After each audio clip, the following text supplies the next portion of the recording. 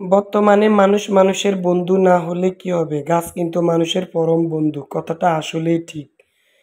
Indoor প্লান্টগুলো মানুষের অনেক বেশি উপকার করে। রাতে আপনি যখন দরজা জানালা লাগিয়ে ঘুমাবেন তখন আপনার বিষাক্ত নিঃশ্বাসগুলো গাছ গ্রহণ করে আপনার অনেক বড় উপকার করবে।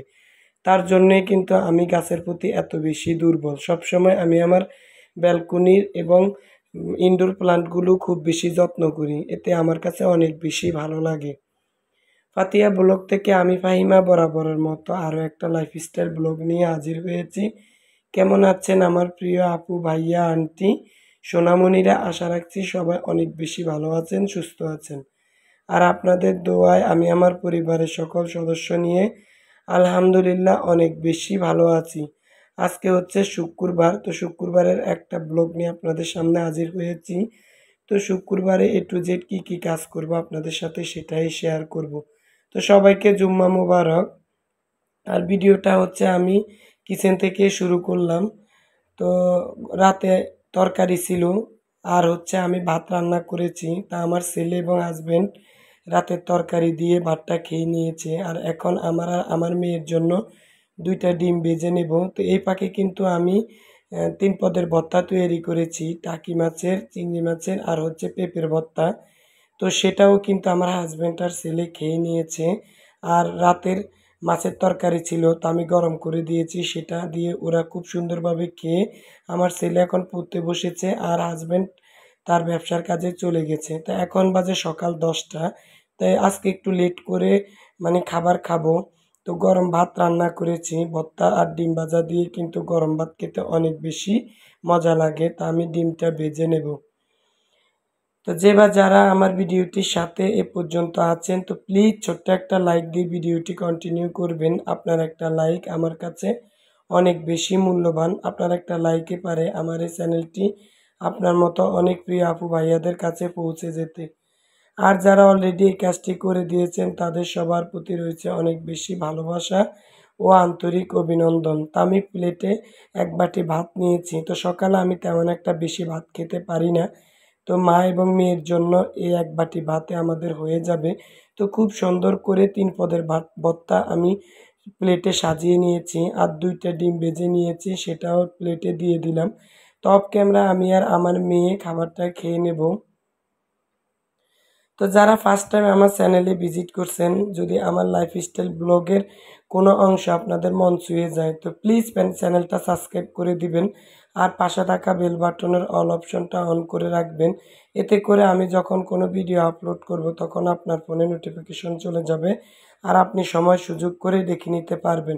আপনারা খেয়াল করেছেন কিনা জানি না, এর পাকে কিন্তু প্রচুর পরিমাণে বৃষ্টি এসেছে, অনেক পরিমাণে অন্ধকার হয়ে গেছে। তো তুমুল পরিমাণ বৃষ্টিতে মুষলধারে বৃষ্টিতে আমার কিন্তু ব্যালকনিতে যেতে খুবই ভালো লাগে। তো যাই হোক, তারপর কিচেনে চলে আসলাম। তো খাবারের পরে কিন্তু আমি কিচেনের এই অংশটা একটু পরিষ্কার করি। তো গাছ দিয়ে কিচেনের এই অংশটা কিচেন কাউন্টার টপটা একটু অর্গানাইজিং করব। আর হাতে যে একটা প্লেসমেট দেখতে পেয়েছেন, এটা আমার মেয়ে আমাকে আর্ট করে দিয়েছে। তো ও তেমন একটা পারে নাই, কিছুটা ও করেছে আর কিছুটা আমি করেছি। তো এই কর্নারে রেখেছি। তো দেখতে কিন্তু অনেক বেশি ভালো লাগে। আর জারগুলো আপ ক্যামেরায় পরিষ্কার করে নিয়েছি। এখন আগের নিয়ম অনুযায়ী আমি এই কর্নারটা সাজিয়ে নেব। তো গাছ দিয়ে ঘর সাজাতে কিন্তু আমার সব আপুরে অনেক বেশি পছন্দ করে। আর যে আমার হাতে দেখতে পেয়েছেন এই মগটায় আমি যে কত প্রজাতির গাছ লাগিয়েছি। পানি নিষ্কাশনের ব্যবস্থা না থাকার কারণে গাছ তেমন একটা গ্রো হয় না, মরে যায়।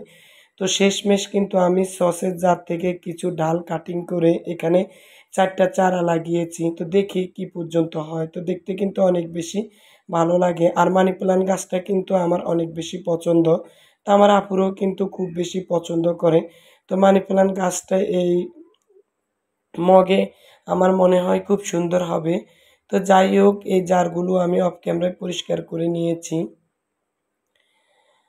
তো আমি কিন্তু সকালে খাবারের পরে কিছু সময় হাতে নিয়ে আমার কিচেনের পুরো কাউন্টার টপটা পরিষ্কার করি। আমার কিচেনে কিন্তু কোনো ক্যাবিনেট নেই। 3টা 2টা তাক আছে আর একটা কাউন্টার টপ। তো 2টা তাক আমি মাসে একবার পরিষ্কার করি। আর কাউন্টার টপটা আমি কিন্তু সকালের নাস্তা বা ভাত খাবারের পরে কিন্তু পরিষ্কার করে নিই। এতে করে আমার দুপুরে রান্না করতে অনেক বেশি ভালো লাগে। তবে ফাঁকে ফাঁকে কিন্তু আমি ঘর ঝাড়ু দিয়ে নিয়েছি, তারপর হচ্ছে বেডরুম গুছিয়ে নিয়েছি।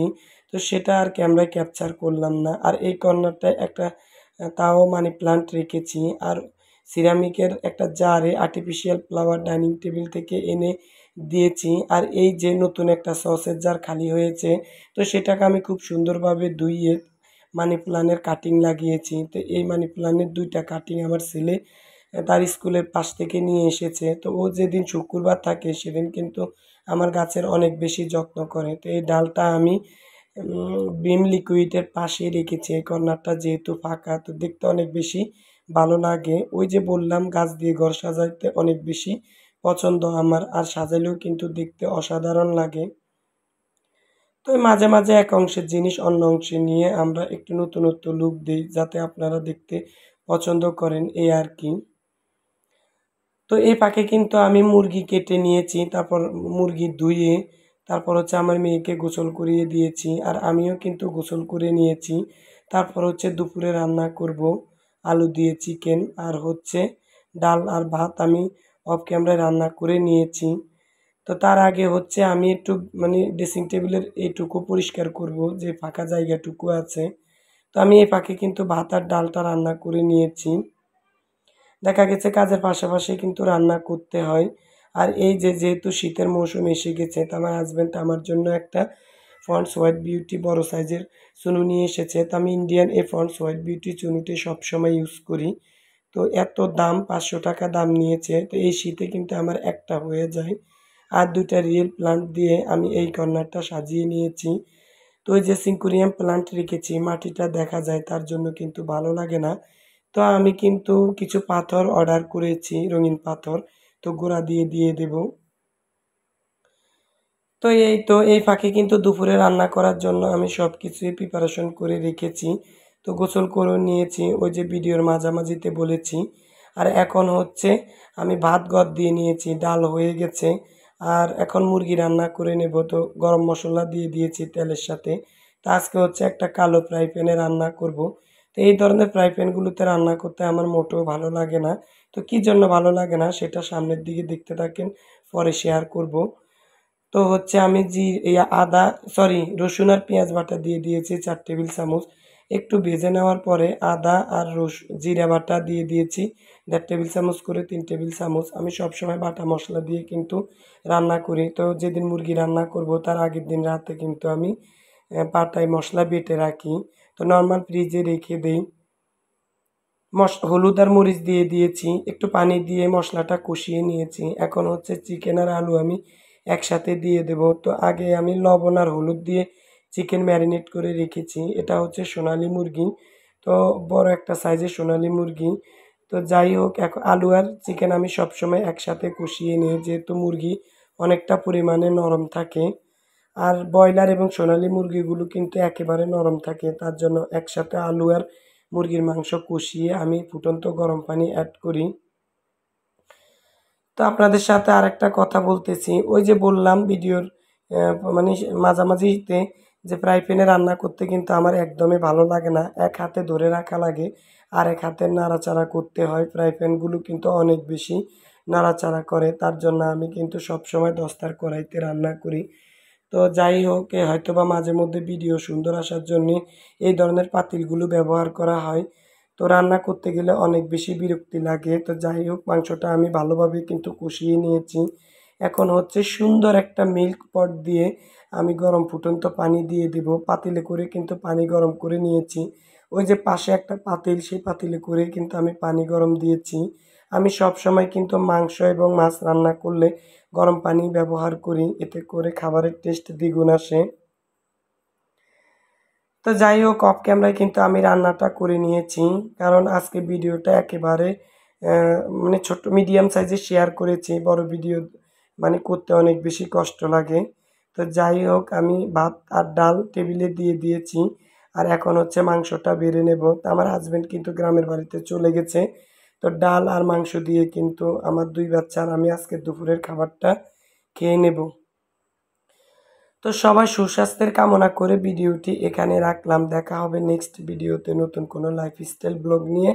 সে পর্যন্ত সবাই ভালো থাকবেন, সুস্থ থাকবেন আর আমাদের জন্য দোয়া করবেন। আমি যাতে আপনাদের সামনে খুব সুন্দর সুন্দর কন্টেন্ট নিয়ে হাজির হতে পারি সেই কামনায় সবার সুস্থতায় আরও একবার আল্লাহ হাফেজ। আসসালামু আলাইকুম।